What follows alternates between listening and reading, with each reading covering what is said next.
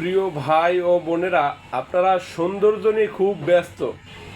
কে কার চেয়ে বেশি সুন্দর, কাকে দেখা যাবে, এই নিয়ে খুব চিন্তিত। আপনারা তিনটি পন্থা ব্যবহার করেন, আপনার সৌন্দর্য কখনো নষ্ট হবে না। এক হলো আমলকি, দুই হলো শশা, তিন হলো ঘৃতকুমারী।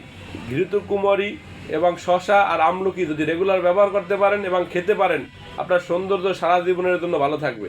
এখন এই তিনটে উপাদান দ্বারাই উন্নত উন্নত কোম্পানিগুলো এই সোনো তৈরি করে, ক্রিম তৈরি করে, শুধু আপনারা জানেন না। তাই বলি, শশা বেশি করে খান, আর ঘৃতকুমারী পাতা রেগুলার 1 গ্লাস করে খান আর মুখে দেন।